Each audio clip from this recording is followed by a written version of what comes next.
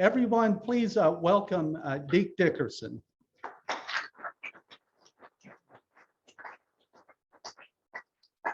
Somebody who's looking at the Facebook Live thing is going to have to tell me if I'm in frame. You are. Okay, all right. Well, before I get started, how about a big hand for Eric Kale, the tireless director of the Wichita Sedgwick Historical Museum. And he really is tireless. I mean, this guy was writing me letters with the most obscure questions about guitars years before I ever met him. And you know, this is the 90th anniversary of the electric guitar. I started thinking about the first time that I came here. I think it was 2007, because I think it was the 75th anniversary of the electric guitar. Does that sound about right, Eric? Yeah. I think so. And so have me back in 10 years, right? We'll do the 100th. And so the talk that I'm going to do today is sort of based around the guitars and the players that are in that exhibit over there, which you definitely need to check out if you haven't done so already. And somebody's bringing me a printed list of the guitars here in just a second. I think I see him rounding the corner. I'll take that right now. Thank you so much. So I never knew this about Wichita until Eric brought me here the first time, but Wichita has an incredible history with the guitar and with the very first electric guitar. Now, how many of you have already heard this story before? Maybe a few times. All right, well, I'm going to tell it again. Sorry. There was a band leader here in Wichita named Gage Brewer. He played in like a big band. He also had like a Hawaiian orchestra kind of thing. And he used to play, Eric just left the room, but was the name of the place Danceland back in the 30s? Shadowland. Shadowland. That's what it was. Still exists. Is it still operating as a church? Last I knew. And it was called something else in the 50s when they used to have a bunch of R&B and rock and roll acts played there. The Mambo Club. That's it. It was Red Dog. Red Dog Inn. The Early Bird Cafe. Right. It was called the Red Dog in the 60s when psychedelic and garage bands used to play there, right? So back in the 30s when Gage Brewer played there, he was a very popular local band leader. And for some reason, we're not exactly sure, except that looking at pictures of the guy, he always liked to get really up-to-date equipment, and he liked buying like the best equipment he could buy.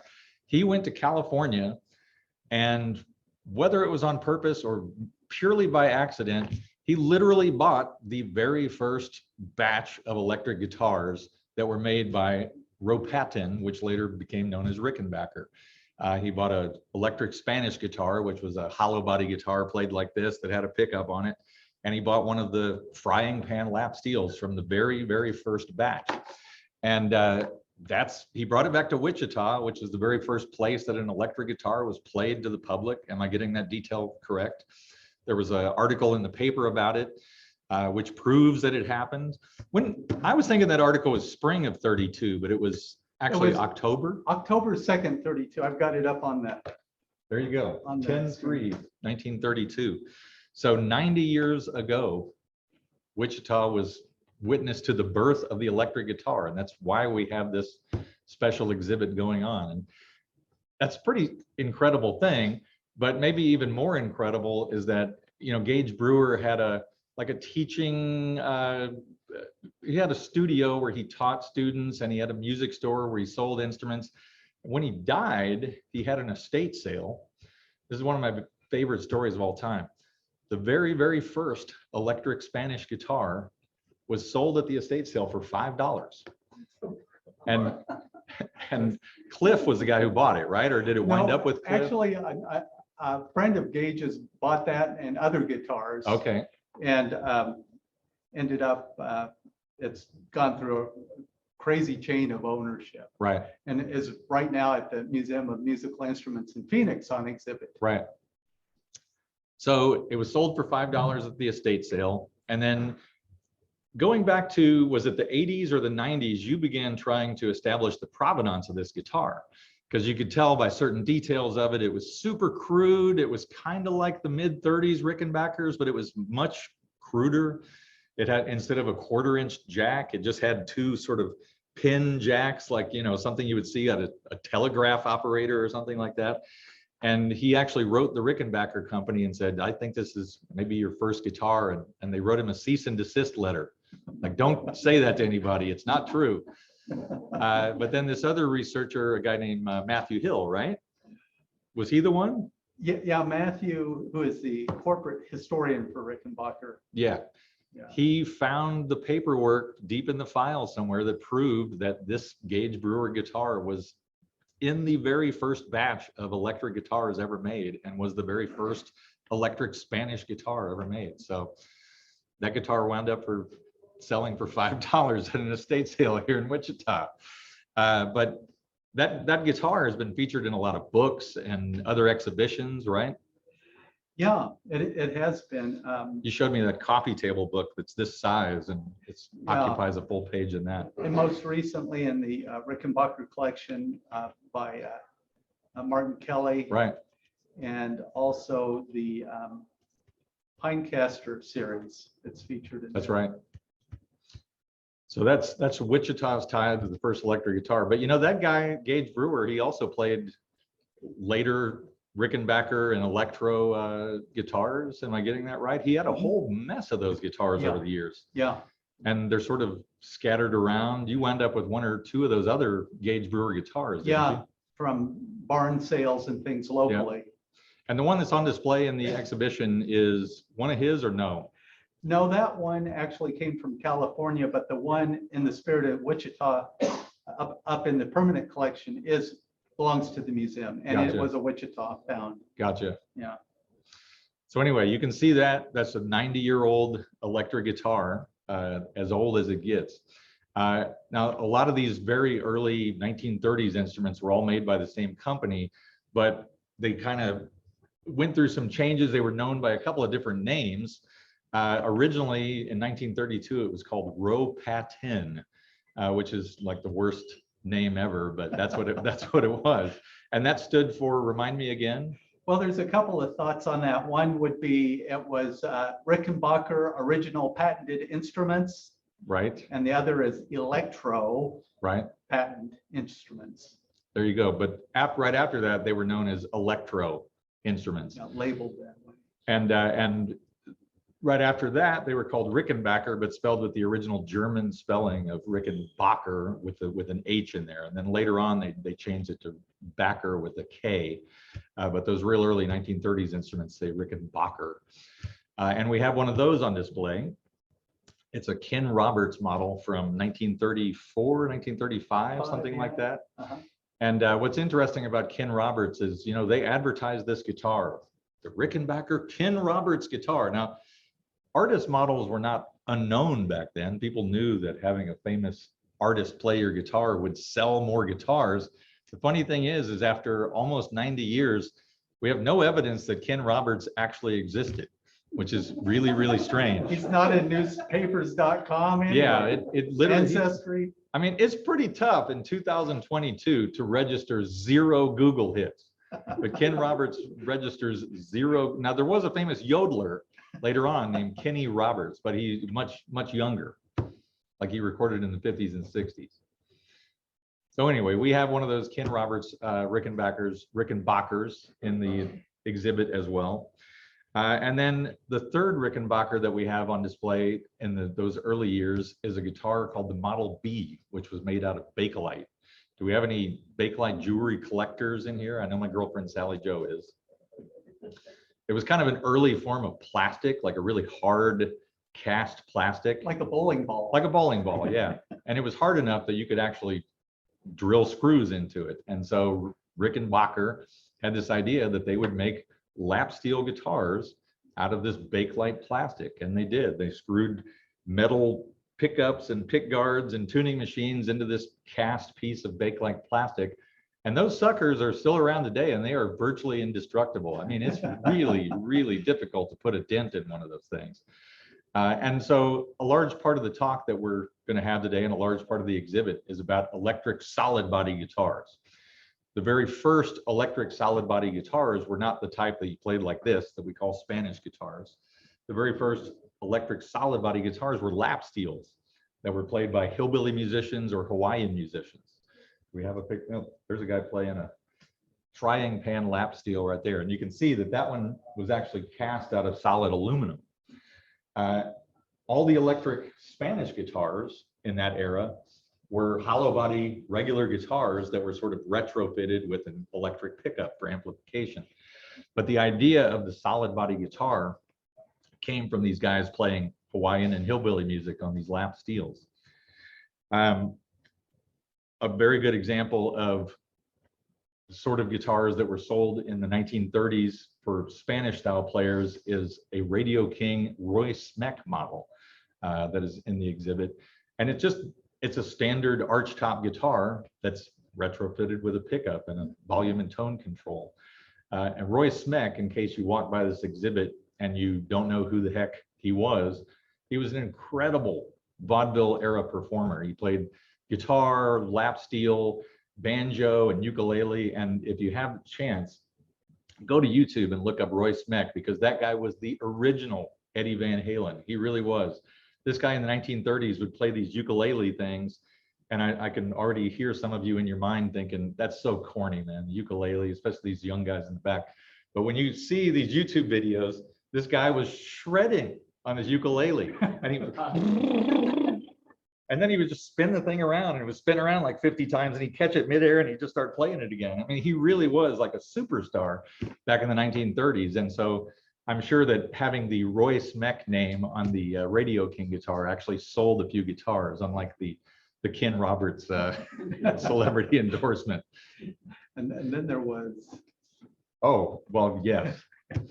Right around the same time, a guy from Oklahoma City named Charlie Christian, that's him right there, he began playing a Gibson ES-150 and then later an ES-250, which we actually had the luxury of playing his actual guitar on this very stage a few years ago. Charlie Christian was really the first guy to play electric guitar single note solos. And I know that sounds so basic now because we're so used to that, right? After 70 years of that style of playing. But before that, electric players played a lot of jazz chords.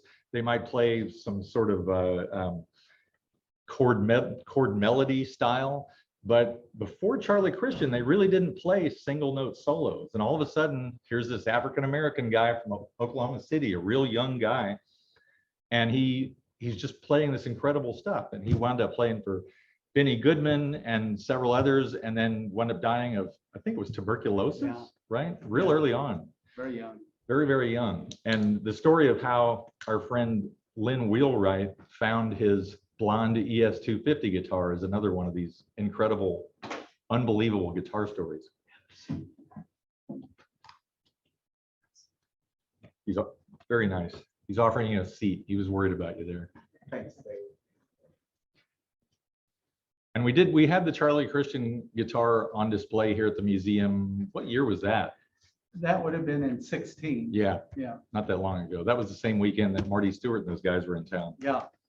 And the owner was here, and we had the opportunity to demonstrate it. I think it's on YouTube too. So a lot of this early history of the electric guitar, a lot of it advanced very rapidly with the technology. Like these ones that we're talking about in 1932 to 1934, they had amplifiers that were about this big, and turn them up to 10. It was just a little bit louder than an acoustic guitar. It wasn't much. It definitely was not loud. But by 1936, they're coming out with amplifiers that are louder. And that's basically what allowed Charlie Christian to play single note solos. It was the first time you could actually hear an electric guitar, like in a big band with all these saxophones and trumpets competing against it. And then once you get into the 1940s, all of a sudden it's a race for volume. There you go. There's Les Paul playing that's a ES-250 as well, I think, isn't it? He modified all of his guitars, so it's hard to tell. And Les Paul was a guy that, you know, he has a Gibson guitar named after him. That's one of the best-selling guitars of all time. But he was another guy that back in the day was sort of like an Eddie Van Halen guitar hero. He was one of the few guys that you would actually hear them talk about on the radio. Oh, the guy playing the guitar, that's Les Paul. It wasn't like today where all the guitar players were famous. Usually the guitar players were anonymous. In fact, I would venture to say that the entire time that Charlie Christian was alive, not one person ever said, oh, that's Charlie Christian on guitar. That's just Benny Goodman's guitarist. But Les Paul really was one of the first guitar stars. And he tinkered with every piece of gear that he ever got. He drilled holes in them. He reinforced them. He added pickups. He just did all kinds of crazy electronic experiments. Now, Les Paul always claimed that he was the very first guy to play electric guitar in the 1920s. But his story, I mean, it sounds true, but it's not really an electric guitar. He just took the needle off of a Victrola and he jammed it into the top of his guitar and started playing. It probably did amplify the guitar a little bit. So, you know, a lot of Les Paul stories are sort of mostly true. I think he was 14 when Gage Brewer debuted that. Oh, there you go. Yeah. And a lot of Les Paul stories are, they don't quite fit the timeline. But Les was great. He was a fantastic player. And when he told a story, even if it was maybe 60% true, it was always a very well told, entertaining story. So a lot of these instruments that we've been talking about were made in Southern California. For whatever reason, there was a lot of industry happening in Southern California in the 1940s. You know, there was a lot of defense plants. There was a lot of live music there. And Rickenbacker was based out there. National, Dobro. There was just a lot of musical instrument companies based out there. And right after World War II, found 3 of the big players in electric guitar all doing stuff at the same time, coming up with new technology advancements. Les Paul was living in Hollywood at the time. There was a guy down in Orange County named Leo Fender who had started making lap steels and amplifiers right after World War II under the K&F name. And K&F stood for Kaufman and Fender. Eric always likes it when I bring in the Kansas part of the story. And I forgot that on a couple of these early ones, but there's Kansas connections on all the guitars basically in the display. But Doc Kaufman, who was Leo Fender's early partner, was from Pratt, Kansas, where we drove through yesterday trying to get to Wichita. So around 1945, Leo Fender was making lap steels and amplifiers. Les Paul was playing electric guitars in Hollywood. And then there was a guy named Paul Bigsby. There's Merle Travis with a Bigsby guitar. So Paul Bigsby was a country music fan and a machinist, ex-motorcycle racer. And he started making lap steel guitars around the same time that Fender did, around 1944, 1945. And he befriended Merle Travis. And in 1947, Bigsby made Merle Travis a lap steel guitar. And Merle got to thinking and he said, well, you know, these lap steel guitarists, they're playing these solid wood instruments, they're not hollow, and they get this incredible sustain out of them. I mean, the note just rings and rings and rings, not like these Spanish guitars. We can't turn up the volume because it starts feeding back. And so Merle had this idea, well, why can't we make a Spanish guitar that's made out of solid wood? I mean, what's stopping us? So he drew a design on the back of a radio station mimeograph paper, handed it to Paul Bigsby, and he said, do you think you could make something like this? And in May 1948, he delivered that guitar right there, which is the first modern electric solid body guitar. And there's a lot of debate as to who made the first solid body guitar. As we talked about, the lap steels going back to the 30s were solid. There were a few that were meant to be played in the Spanish style. That Model B. The Model B, right? And they even made the wood one was the Slingerland Songster, but they were all super small lap steel bodies on a Spanish neck. So they weren't really like what we know today. The first one that's like what we know today was that guitar right there. It was made in May 1948. And I guess I'll break with the presentation for just a minute. I worked for 3 years on this book. Then it was delayed for 1.5 years by COVID. And then for another 10 months by a printer shortage, a worldwide printer shortage. But I got the proof copy of the Merle Travis book right here. If anybody wants to look at it after the thing, you can take a peep at it. It's got that same photo of on the cover. It was taken by a friend of ours named Scotty Broyles. So Merle's playing this guitar around Southern California in 1948. And by all accounts, Merle Travis, Paul Bigsby, Leo Fender, Les Paul, they were all friends and they all hung out and exchanged ideas. A lot of people don't know this, but the pickup that was on the hollow body archtop guitar that Les Paul recorded all of his early hits with Mary Ford and on his own is a Bigsby pickup. And Les never talked about that, but if you look at the pictures, you can see it. It's a Bigsby pickup right there on his Epiphone. Leo Fender used to run a public address system, repair radios. He was just like an electronics guy down in Fullerton, California. And he used to run the PA system for this Western dance in an Orange County town called Placentia. And sometime in 1948, maybe early 1949, Merle shows up to this dance with that guitar. Leo Fender asks, "What is that?" He says, "Well, I had this guy Paul Bigsby make it. It's a solid guitar, you know, it's just like a steel guitar, but played like this." Leo Fender asks if he can borrow the guitar for a week. And so he did. And a week later, he brought the guitar back. And then a short time after that, he came out with a couple of prototypes for his own version of the guitar. And it was much simpler. This guitar here was made out of bird's eye maple. You can go back one frame. Can you do that? Yeah. The Bigsby guitar was made out of bird's eye maple with these sort of decorative walnut things. And there were carved this and inlaid that and all that. But Leo had a much more business-like mind than Paul Bigsby. Paul Bigsby wanted to make stuff one at a time in his garage. He didn't want to have to deal with any employees. Famously, when Paul Bigsby sold his company, the guy who bought the company said, "Well, where are your books?" And he just had a couple of bags of receipts. He goes, "Here you go." He was one of those kind of guys. He was just not a business guy. Now, Leo Fender, on the other hand, he had already seen how much money could be made selling lap steels and amplifiers. So when he designed his guitar, it was a much more working man's guitar. It was a solid body guitar, just like the Bigsby, but instead of having a glued in neck, it had a bolt-on neck. It had a very simple body that could just be cut out on a bandsaw and lightly sanded. It was just a simpler guitar. The thing that really put it over the edge, though, was he figured out how to make a guitar like that highly playable.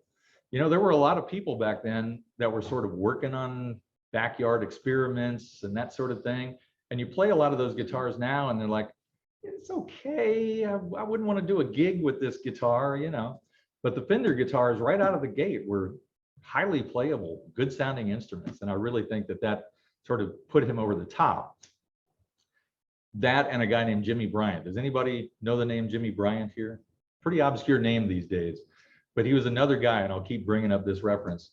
Late 1940s, early 1950s, Jimmy Bryant was like Eddie Van Halen.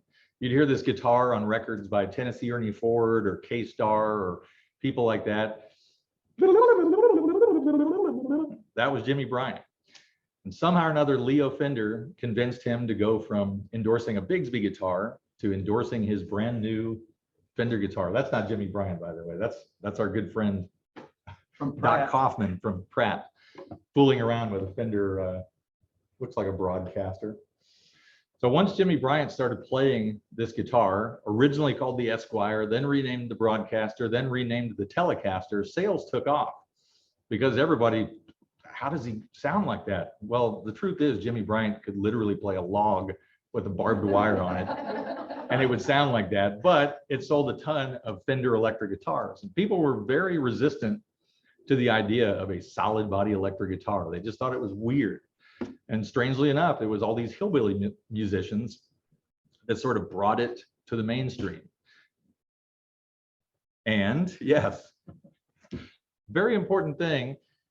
I think I always say that Leo Fender's most important invention was the solid body electric bass, which came out in 1951, which is ridiculously early when you think about it, because it really didn't get adopted by players until the late 50s.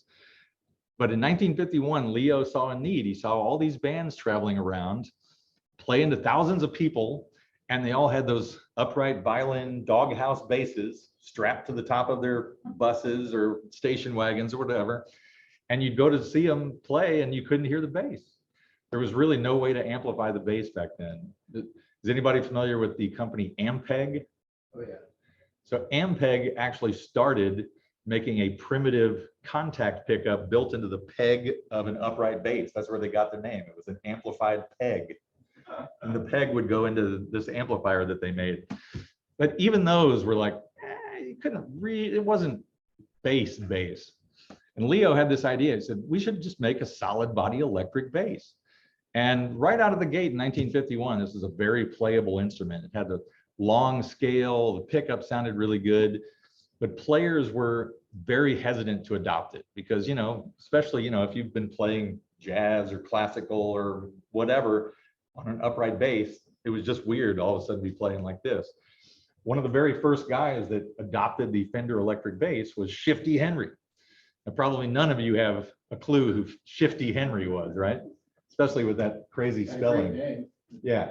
So Shifty Henry played with an African-American show group called the Treniers. And the Treniers were one of these bands that were sort of like a rock and roll band before there was rock and roll. And they did a lot of acrobatics and dance moves, and they would all jump around and they would all run around in circles. I mean, they were just a wild show band. And so Shifty Henry said, give me one of those electric basses. That's great. Because he could, then he could join in with all of the dance moves and things like that. But hardly anybody knows who Shifty Henry is today. It really wasn't until rock and roll came in that people started using the Fender electric bass. Even in country music, where they loved the Fender Telecaster, I can only think of one band that used the electric bass, and that was Little Jimmy Dickens and the Country Boys. They had a guy playing the electric bass as early as about 1952. Joel Price. Does that name ring a bell with you, Eric?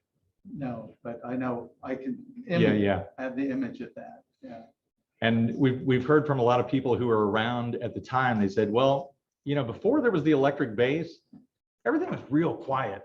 And if you went to see a band, they wouldn't talk, and they'd have to like listen to hear the band. Good. I know. I agree. I'm just telling you how it went. But once the electric bass came out, well, the drummer had to get louder. Everything got louder. Then they could actually get their volume above people talking in a bar. It was really like, I think it's Leo Fender's most important invention is coming up with the electric bass. But right after that, a couple years later, and very much, oh, you've already got the thing up there, very much in the same body style as the original precision bass, Paul Bigsby came out with a vibrato. And if you know the name Bigsby, you probably know it from the Bigsby vibrato, right? You see him on Gretches, you see him on Gibsons. They just made a ton of Bigsby vibratos. That's probably his greatest claim to fame. And Fender didn't have a guitar that used a vibrato. And he said, man, we got to design a guitar that uses a vibrato like these Bigsbys. We're getting eaten up. And so you can see in this ad here, it says tremolo action in the new comfort contoured Stratocaster. So they designed the Stratocaster simply so that they would have a guitar that had a tremolo on it, so that they compete with Bigsby's vibrato. Of course, the Stratocaster wound up becoming probably the most iconic guitar design of all time. I think they've sold more Stratocaster-shaped guitars than any other design in history. But it's funny just to think that at the time they were thinking, man, there's some hillbilly musicians out there that need a guitar with a vibrato. I mean, this is pre-rock and roll, they had no concept of what was about to come down the pike just a few years later. And if you have a 1954 Stratocaster, Eric and I would love to talk to you after the show. A good friend of ours, a guy who runs the Fullerton Museum in Fullerton, California, Richard Smith, he had squirreled away one of the first 25 Stratocasters. Did you ever see that guitar? Yeah. I saw pictures of it, Yeah. and he sold it recently for a fortune. Yeah. It was a ton of money. It was in pristine condition.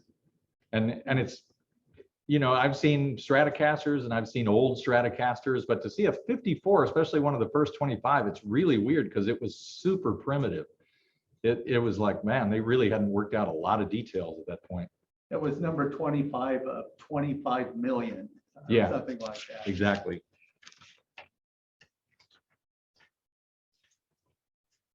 So Fender started making waves with the Stratocaster, and Gibson, who had been in business since the early 1900s, they were the best known musical instrument manufacturer in America.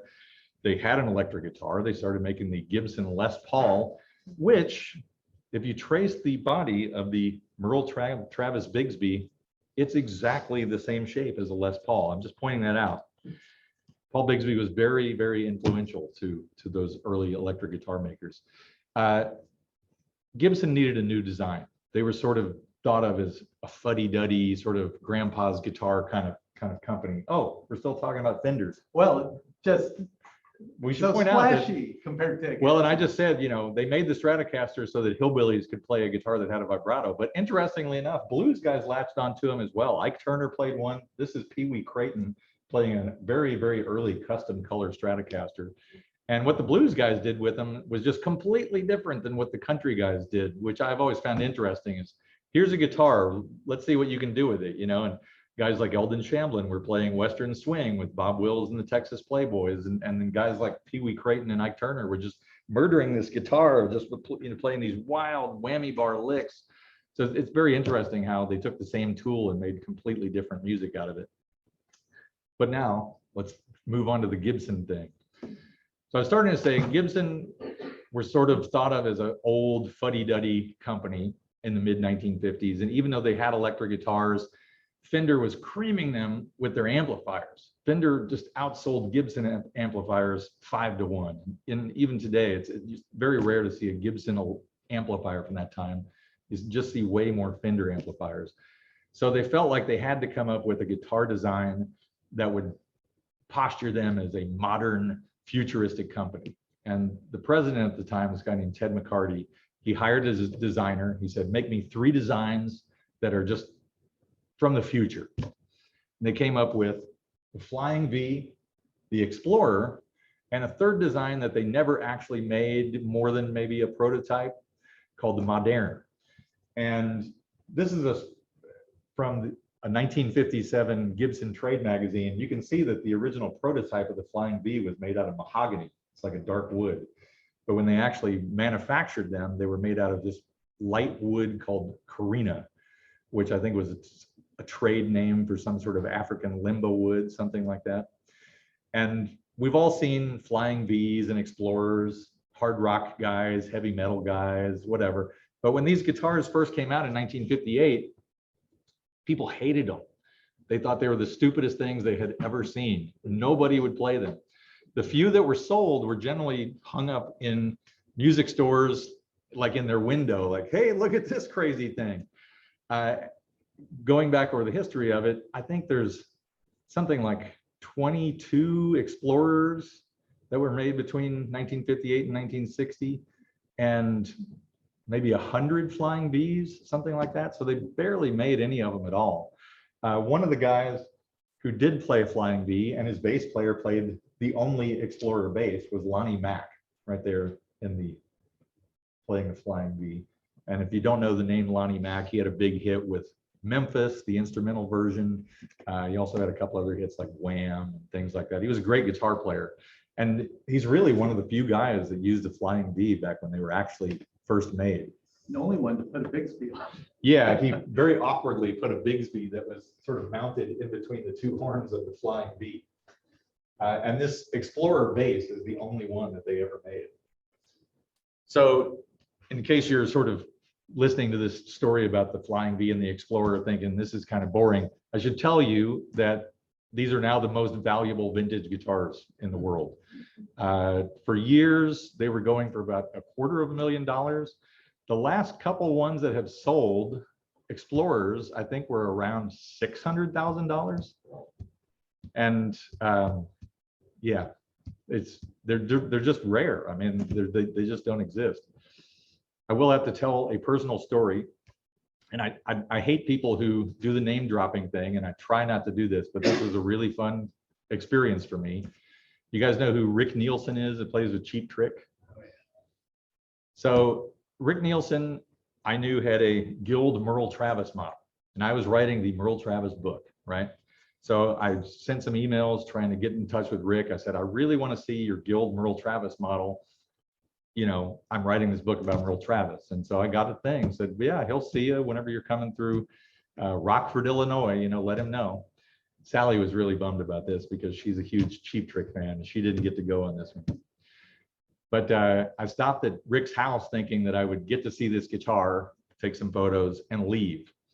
But then he immediately takes me off to his secret guitar warehouse where he's got these giant safes and he's pulling out 3 or 4 original Gibson Flying Vs and Explorers, and he's just, here, check this one out. And there's like cases on his lap and things, you know, like I'm just thinking each one of these guitars is like a $500,000 guitar, and we're just kind of leaning them over here.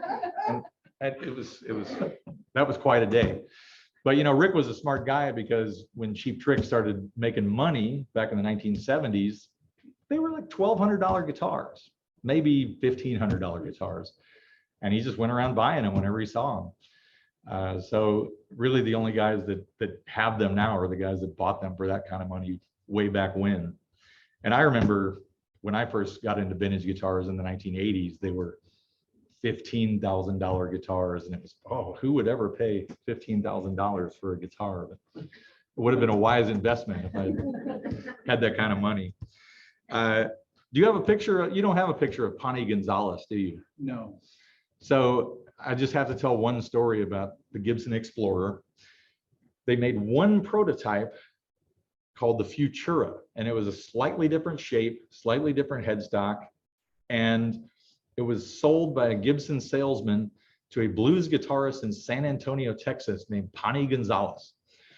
And Pani Gonzalez played this thing. He was an African-American guy. He drove a Cadillac. He kept the guitar without a case in the back window of his Cadillac for 30 years, where it turned black from the Texas sun.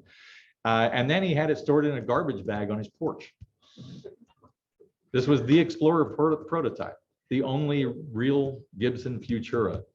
And a guy tracked him down in the mid 1970s, and he said, I hear you have this guitar. I really want to buy it. And Pani would only exchange it for a brand new version of the same guitar, because at that point they had been reissuing it. And so this guy got it, and it's been photographed many times since then. And it really looks awful. I mean, it looks like a guitar that was kept in the back window of a Cadillac for many years. But it's the one and only Explorer prototype. It's hard to say what that guitar is worth nowadays. So moving along, going along with the theme of the guitars that we have in this exhibit, I should also mention that of 90 years of the electric guitar, guys like Eric and myself, we really only find like the years up to maybe the late 60s, early 70s super interesting. Because even though that there's been a lot of electric guitars made since then and played by famous players, evolutionary wise, I mean, I'd be hard pressed to say like anything as important as the Fender Stratocaster has come out since, you know, the late 1960s. Would you agree with that, Eric? Yeah. But you do have some fairly modern guitars in the exhibit, but as for the sake of this talk, we're just going to be talking about through the 1960s. And in the early 1960s, probably the biggest seller of guitar music, pre-Beatles, I should add, was a group called the Ventures. Ventures sold albums by the truckload. I mean, they must have put out 60 or 70 albums. You know, this was a band that was putting out 6 or 7 albums a year. It was just an insane output. And they wanted a guitar that they could turn into their signature guitar. They found a guy in Bakersfield named Simmy Mosley, who had been making guitars for country musicians for about 10 years. He made a double neck for Joe Mapus. He made a double neck for Larry Collins of the Collins Kids. He customized some acoustic guitars for guys like Johnny Western, who has a Wichita connection here. But he was still working out of a rented tool shed in Bakersfield. And one of the stories that I have heard time and again about Simmy Mosley before he met the Ventures is that he and his brother used to go around at 5 in the morning and steal milk off of people's porches because they didn't have any money to get anything to eat.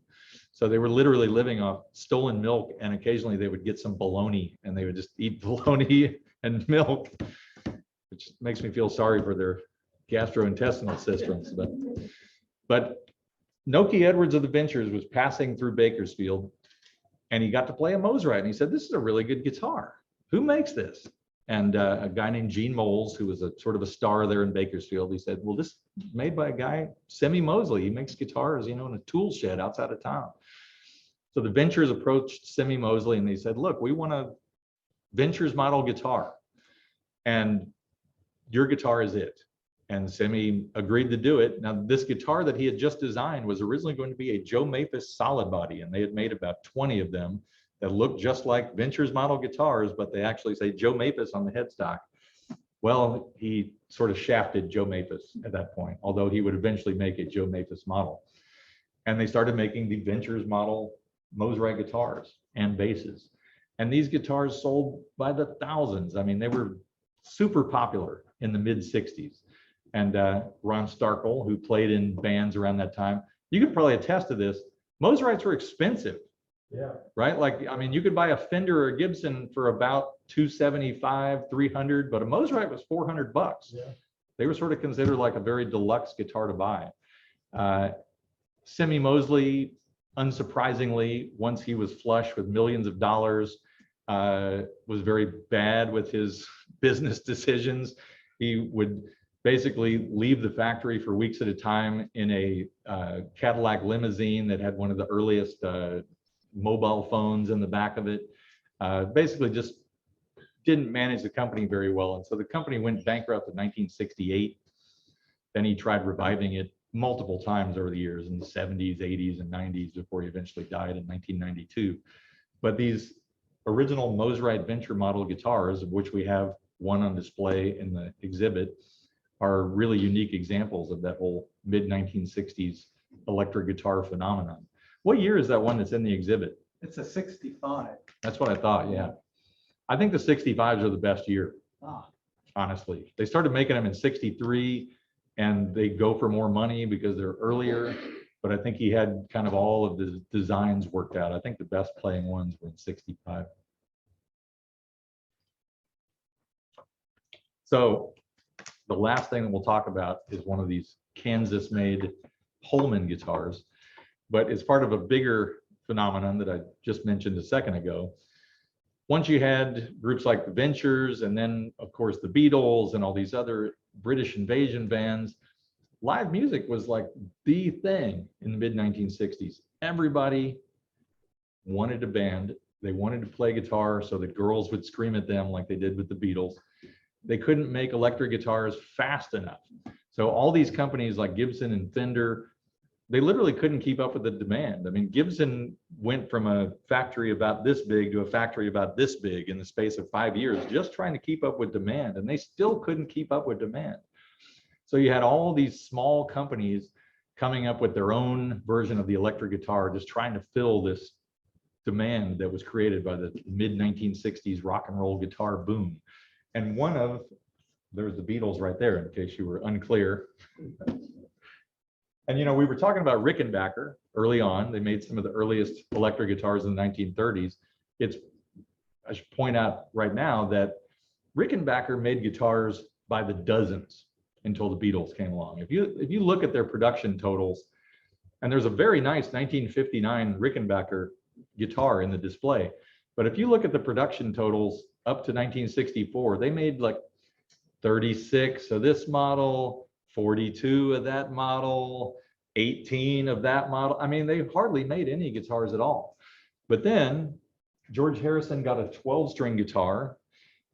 John Lennon started playing this one that he's seen in the picture. And so all of a sudden there were 2 Rickenbacker guitars being played in the Beatles, and their sales just shot through the roof.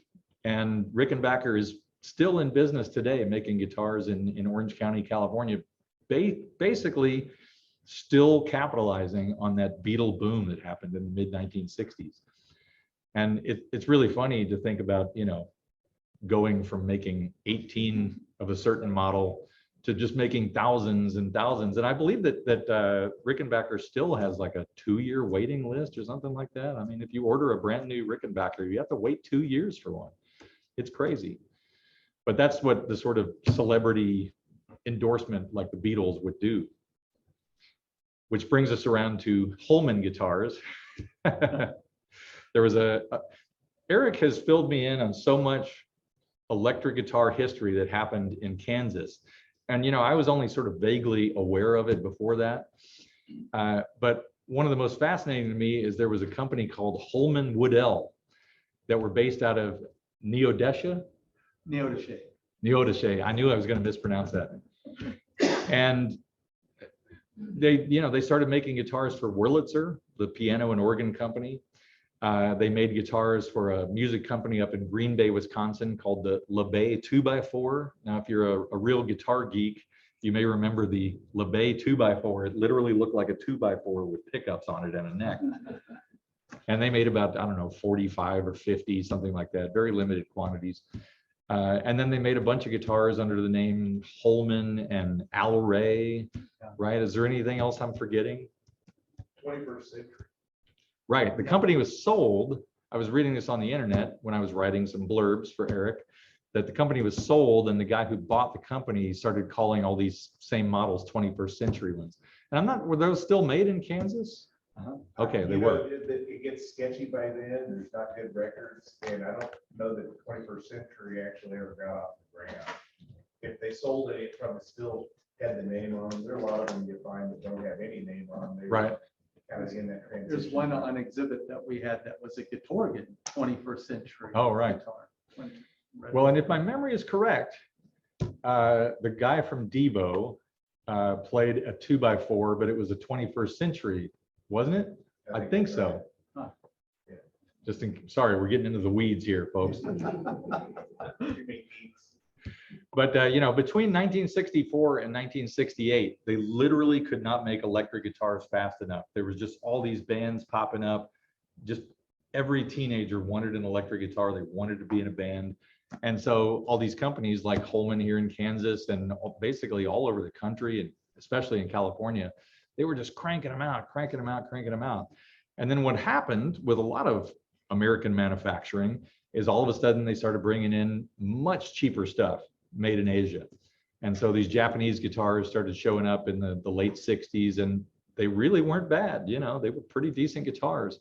And so a lot of these companies like Holman Woodell, they went out of business, and a lot of the other companies that Eric and I and the other guitar geeks here in Wichita really like, they all went out of business at that time because they just couldn't compete with all these cheap Asian guitars that were flooding the market. And that's really one of the reasons why this presentation ends there. But that's basically describing what you will see when you go to look through the 90 years of the electric guitar exhibit here at the museum. Does anybody have any questions? I think the Beatles in the early days played German Promise guitars. They played a bunch of, there's a whole book called Beatles Gear that was written by a guy named Andy Babuick, and it's kind of amazing to see all these guitars they played before they got to those guitars. They were the Harmony Guitar Company of Germany. Yeah. And I they played I toured at that in early 2000s. Yeah. I know the Beatles had a residency in Hamburg, so they bought a lot of their guitars there in Germany in their early years. The other thing is at that point in time when they were getting big, they couldn't get Fender guitars, and That's right. They were very difficult, even though they wanted them. Brits had import.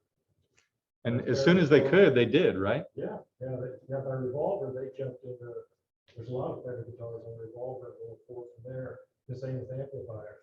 But if you think about when the Beatles first started, with that unique sound of the Gretsch and the Rickenbackers and the Hofner bass, they had a Fender bass and a Jag, Stratocaster and a Gibson Les Paul. They wouldn't sound like the Beatles. It's true. Yeah, that sound would have been there. Well, I know we have some serious guitar nerds here in the audience, but there's a whole cult around Beatle guitars and these guys who form these Beatle tribute bands. And man, they've got online forums and everything where they talk about, oh, you can't get Paul's 1964 tone unless you have a 1960 Hofner bass. The pickups are in a different spacing than their later one. And I'm sure it's all true, but it's exactly. Exactly. Yeah. I will tell one other guitarcheology story though. This still blows my mind. So during that time that they were living in Germany, both John and George bought these Gibson J160E acoustic guitars that had a little pickup at the end of the fretboard. And they used those guitars on a lot of their very early hits.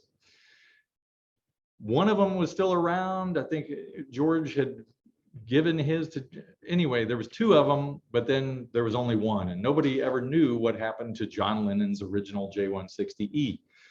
And years and years and years and years later, they published the serial numbers because they had the original sales receipt from this place in Hamburg. And a guy who had bought a J160E at a music store in San Diego that I used to go to called Moe's Guitars.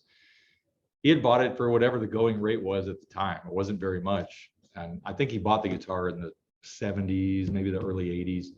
He saw this article and he said, I wonder how many numbers away my J160E is from John Lennon's. And he looked at this receipt and he looked at his guitar and he goes, I accidentally bought John Lennon's guitar. And they wrote articles about it, and he had it for a very, very long time. And eventually he decided to put it up for auction and sold for $4 million. So he did well on that one. But what a completely random thing. Celebrity provenance. Yeah. Yeah. Well, it's so rare that, you know, they actually have the sales receipt with the serial number on it. It's really like, you know, because, yeah. Any other questions? Feel free to ask, even if they're dumb. Thank you, everyone. Let's give Deke a round of All applause. right, thank you.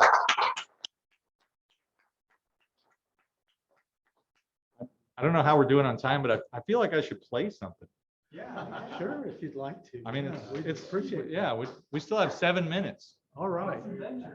How about some Merle Travis? I can do that.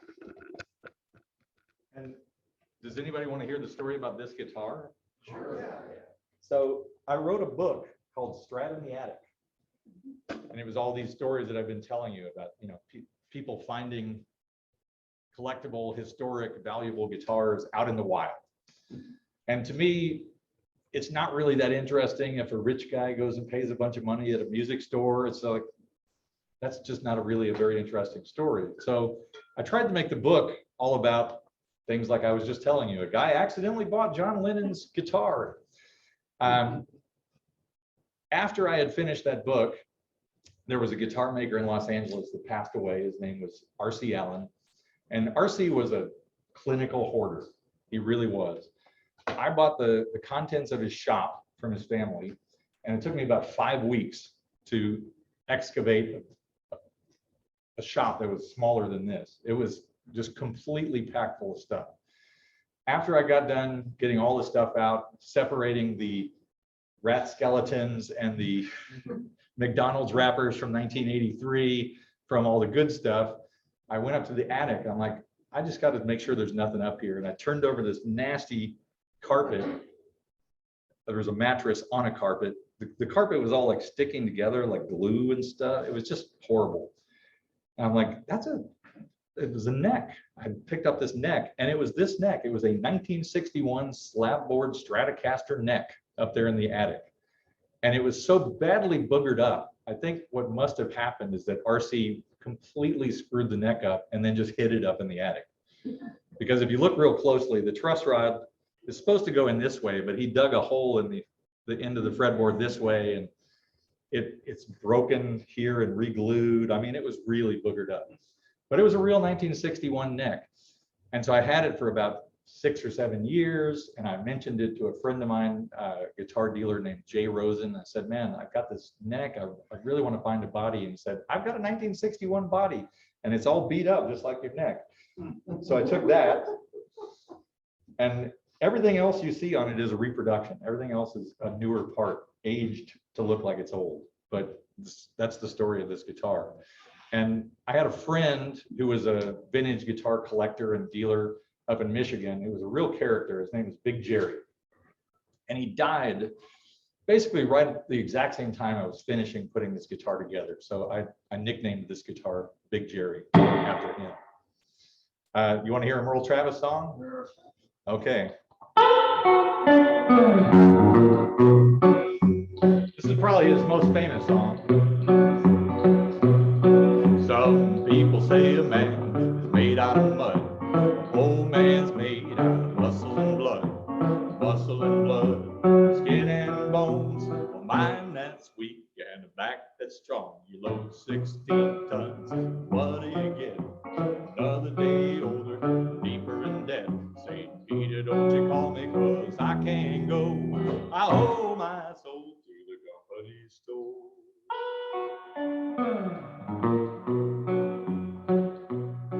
Well, I was born one morning when the sun didn't shine. I picked up a shovel and I walked to the mine. I loaded 16 tons, number 9 coal. The strong folks said, well, bless my soul, load 16 tons, what do you get? Another day older, deeper in debt. St. Peter, don't you call me, 'cause I can't go. I owe my soul to the company store.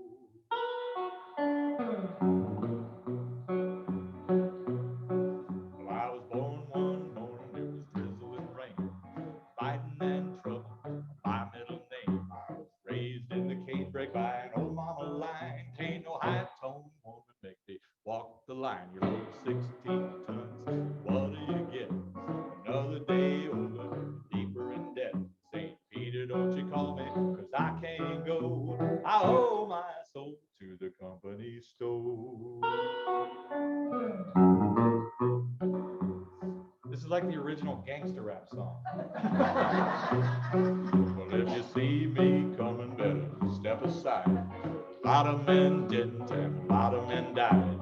One fist of iron and the other of steel. If the right one don't get you, then the left one will. You load 16 tons, what do you get? Another day older, deeper in debt. St. Peter, don't you call me, 'cause I can't go.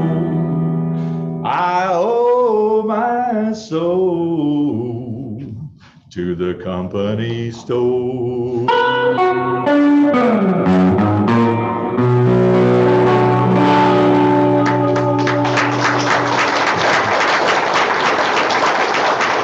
Thank you very much. Thank you. That probably wasn't the fast, hot pick and Merle Travis thing you wanted to hear, but that is the name of the Merle Travis biography, which you can pick up in November. It will be out November 22nd. Anything else? Let's play. What do you think, Eric? One more? Two more? Sure. Yeah. I'm doing a show tonight at Marquee Motors, but unfortunately it's sold out. It's a fundraiser for the museum, so I can't invite you to go unless you already have tickets. But I'm sure that Eric will bring me back. How many times have I been here now? It's been quite a lot. Yeah, I think this is the 4th go around officially, yes. All right. Well, if there's no other requests, Sally, you're awful quiet over there. Like going on here, like surf or something. I was thinking since I have a Stratocaster, maybe I should play something like that. Move it up 20 years or? Yeah, move it up 20 years. Well, interestingly enough, Merle Travis wrote 16 Tons in 1946, and he recorded it himself on his album Folk Songs from the Hills, which was a commercial flop.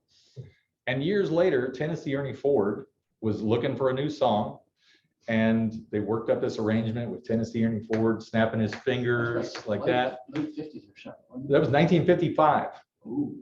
And they covered that song, and then all of a sudden Merle Travis was the songwriter of the #1 song in the country.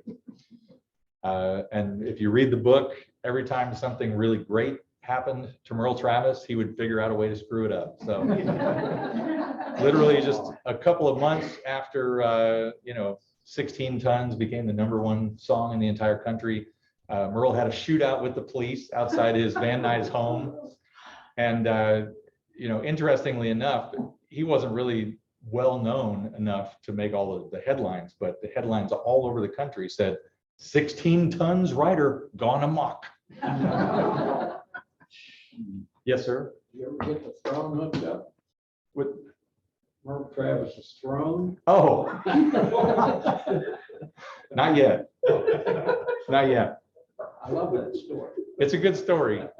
I'll tell that in private when we're not on Facebook Live. I'll do a Dick Dale song now. It's a little strange to play this by myself, but I'll do it anyway. A little thing called Miserloop.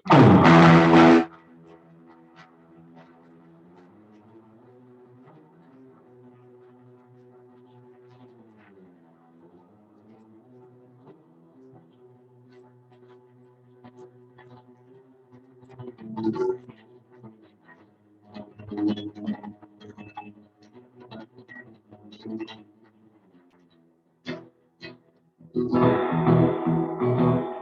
guys want to clap along? I'll tell you how to do it.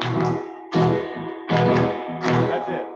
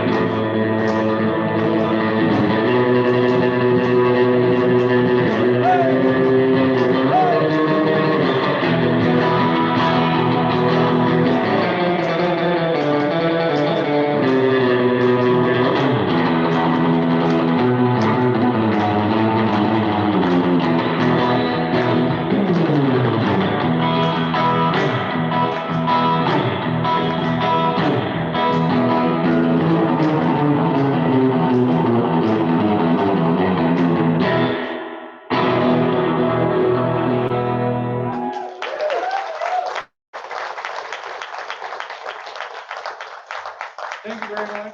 Thank you. Is there any Wichita connection with the Dale? He's played here a number of times, but Yeah, that's yeah. about it, I think. Did he play at Barleycorn? Cotillion. I might get him. Oh, the Cotillion, all All right, I guess I should do one last song here. Any last requests? How about a hillbilly rocker? Hillbilly rocker. All right, let me think about this for a second.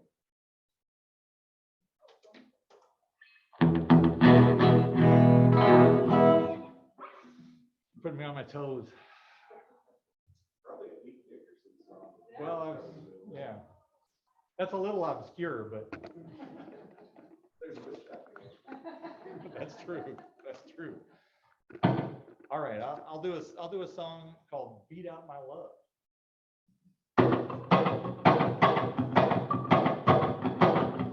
Like a ring-tailed monkey hanging from a bamboo tree. Well, I can beat it with the trouble, restless as I can be. And if I see it sitting in the grass, you wanna get the message real fast, I'm gonna pick up the law, beat up my love for you. I'm like a hip-man tossing, swinging from a long grapevine. And I've been looking for you so that I can make you mine. I'm gonna climb a tree so good and high. Get out with that tongue and cry, then I'll pick up a log, beat up my love for you.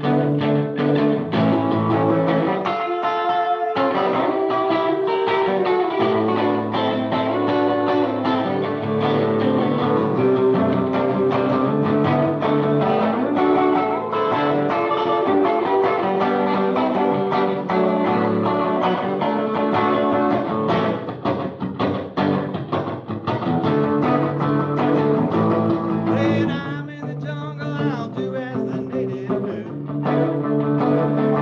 When I'll do things their way and act like it's nothing new. And if I see it sitting there play, I'm gonna make a loud sound of a blade. I'm gonna pick up a log, beat up my love for you. Beat up my love for you. Yeah, I'm gonna beat up my love. Yeah, now.